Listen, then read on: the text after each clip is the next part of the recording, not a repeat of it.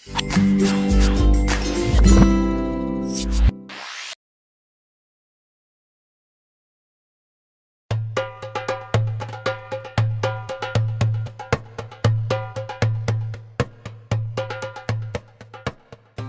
Nuh alaihissalam adalah putra Lamik bin Matta bin Idris. Menurut Al-Quran, usia Nabi Nuh ialah 950 tahun. Setelah Nabi Idris meninggal dunia, perilaku manusia pada saat itu semakin menyimpang. Begitu juga kaum Nabi Nuh yang menyembah berhala.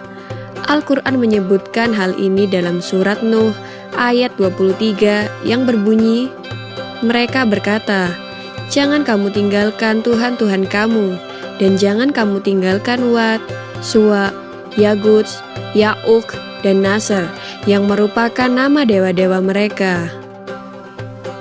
Selain itu, kejayaan dan kekayaan kaum Nabi Nuh membuat mereka zalim dan sombong. Harga diri mereka diukur dari banyaknya harta. Karena itu, orang-orang miskin dipandang rendah dan diperlakukan sebagai budak. Melihat keadaan itu, Allah memerintahkan Nabi Nuh untuk mengajak mereka ke jalan yang benar. Dengan sabar, Nabi Nuh menyampaikan ajaran-ajaran Allah kepada kaumnya yang musyrik. Nabi Nuh lalu berkata kepada kaumnya, seperti yang dijelaskan Al-Quran dalam surat Hud ayat 25-26, yang berbunyi, "Dan sesungguhnya aku memperingatkan kamu akan siksaan Allah dan aku menjelaskan kepadamu jalan keselamatan. Maka sembahlah Allah saja dan jangan menyekutukannya dengan suatu apapun. Karena aku khawatir apabila kamu menyembah selain Allah atau menyekutukannya dengan yang lain, Allah akan menyiksamu pada hari kiamat dengan siksaan yang sangat menyedihkan." Ternyata dakwah Nabi Nuh tidak diterima dengan baik. Mereka malah menghina dan meremehkan Nabi Nuh dan pengikutnya yang miskin.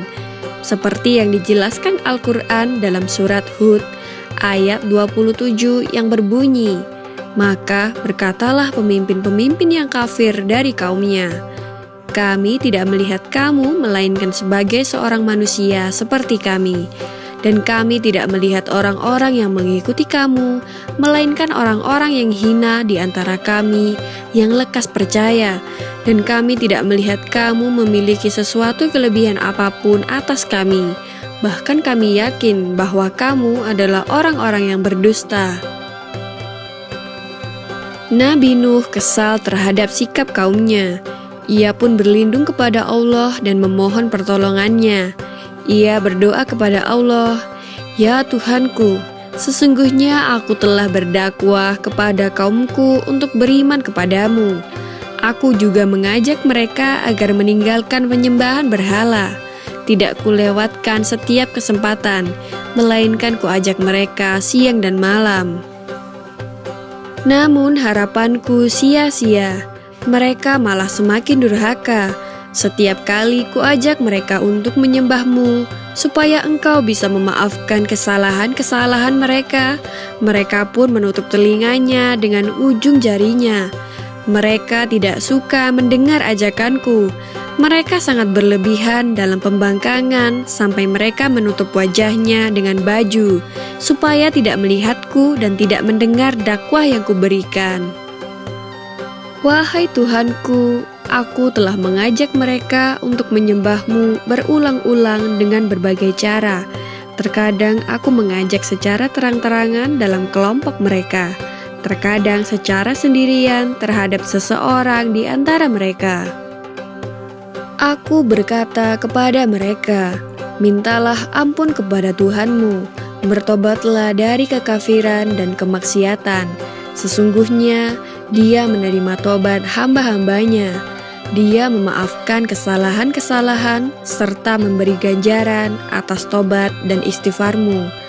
Maka Dia akan menurunkan hujan yang deras bagi kamu, hujan yang akan menyemburkan tanahmu sesudah kekeringan. Dia memberi rezeki kepadamu berupa harta benda untuk kamu nikmati dan mengaruniai anak-anak yang akan membantu kamu. kebun-kebun yang lebat akan membuat hidupmu sejahtera, dan sungai-sungai akan menjamin pengairan bagi tanahmu. Doa dari Nabi Nuh alaihi salam ini ada dalam Al-Quran surat Nuh ayat 5 sampai dengan 12. Demikianlah kisah Nabi Nuh alaihi salam yang berdoa untuk kaumnya yang durhaka.